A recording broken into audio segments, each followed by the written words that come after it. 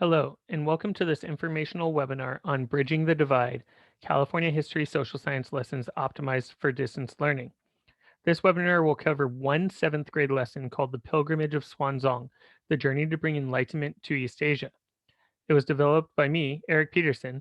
However, on the California History Social Science Click website, you will find multiple other lesson plans for grades K through 12.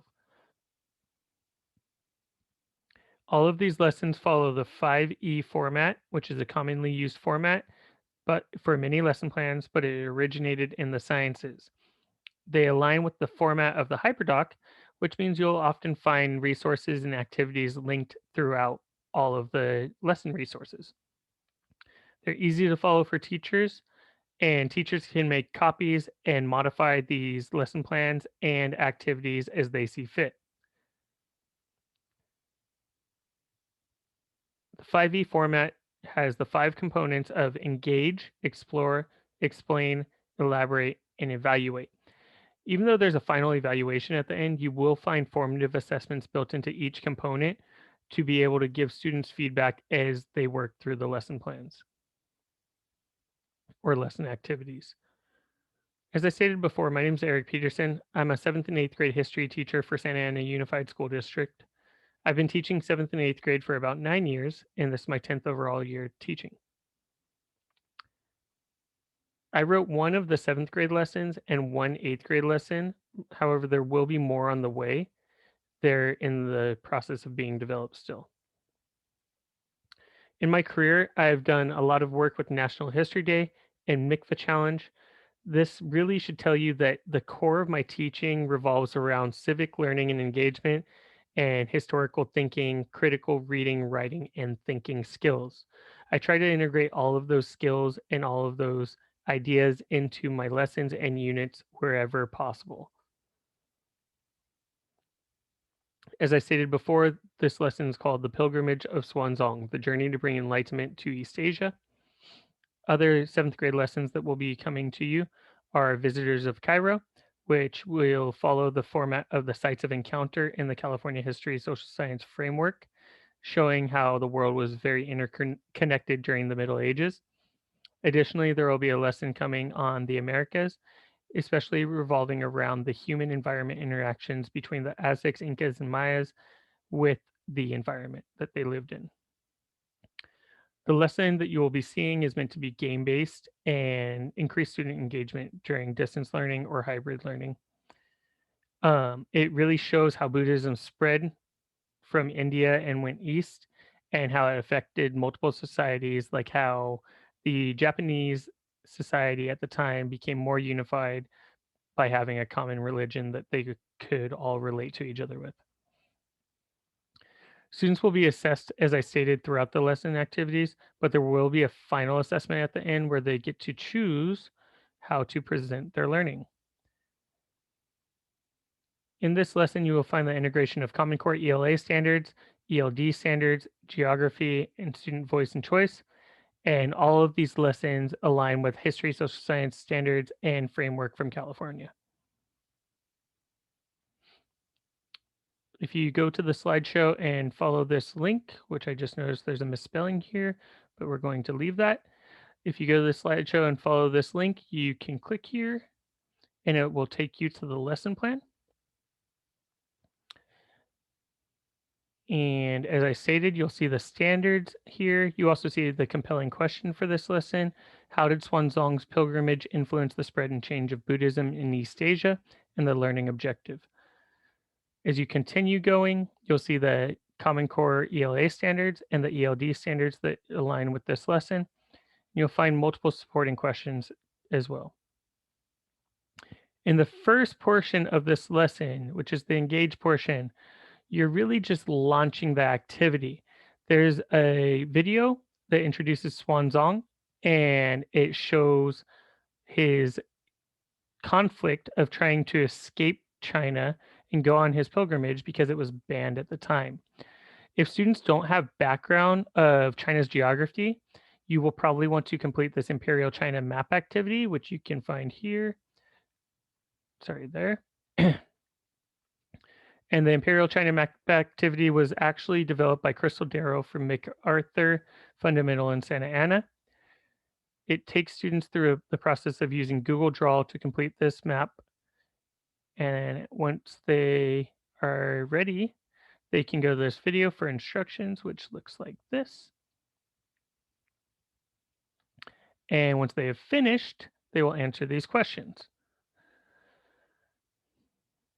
The actual lesson activity includes the video for launching Xuanzang, and that can be done synchronously. However, if students aren't able to do it synchronously because you aren't in person with them or because of complications with connectivity or anything like that, it is built into the lesson activity itself so they can watch it on their own.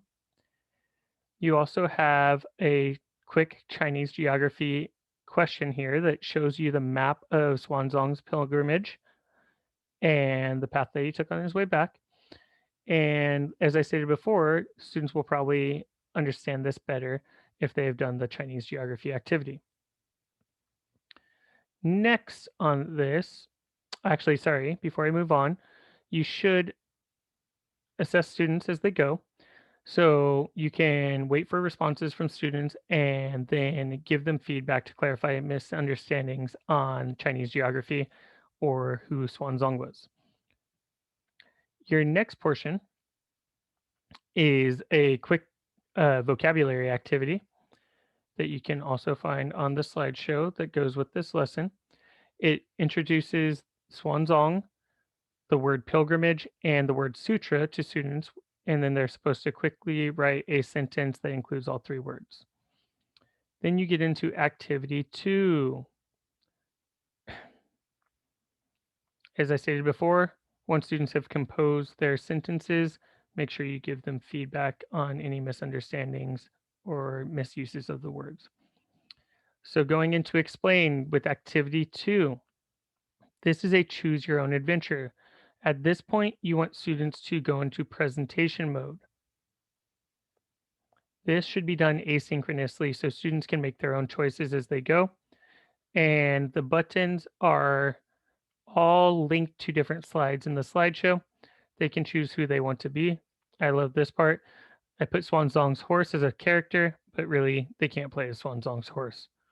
So they have to choose Xuanzang, and throughout the activity, they'll find writing exercises, and there will be a couple maps where they have to choose the location that they go to. As I stated, here's a writing exercise. They will have to press escape in order to do the writing. And then when they're done, they can go back in here and go back to the activity. Then they will face various choices, and eventually they will get to a map where they have to choose where to go. In some cases, they will be mugged by bandits, and this is actually historically accurate. I didn't just include this in there for fun. Xuanzang had his clothes taken from him twice. And then in some cities, they will have activities that they have to do. Eventually, they make it all the way to Bodh Gaya, which was Xuanzang's goal. And along the way, Xuanzang built all kinds of Buddhist temples, and he also collected, I believe the total number was 527 total Buddhist sutra that he took back to China to translate. Moving on into activity 3, students are now faced with some historical perspectives of Xuanzang's impact that they have to read and evaluate. And finally, in activity 4, the final evaluation or assessment, students get to choose to either write a letter as Xuanzang or write a monk looking back in history about Xuanzang. And in there, they should include all of the information from their learning and include evidence in order to prove their perspective of Xuanzang's impact and his journey.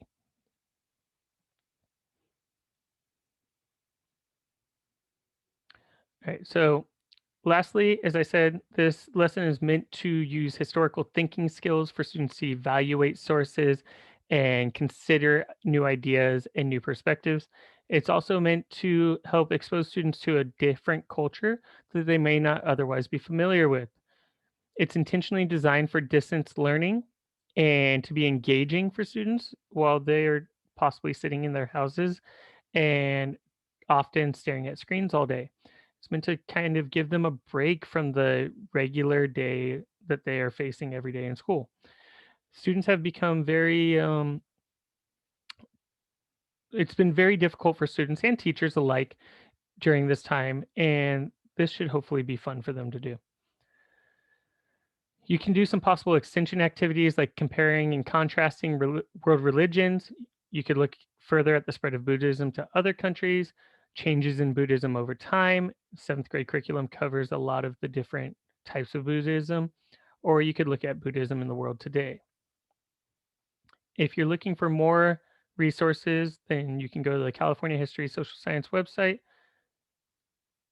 and locate distance learning enrichment resources right here. And then you go to Bridging the Divide History Social Science Lessons Optimized for Distance Learning. And once again, go to the same option. You'll find folders here that include every grade level. That is all. Thank you for joining me for this quick webinar, and I hope that you have a great school year.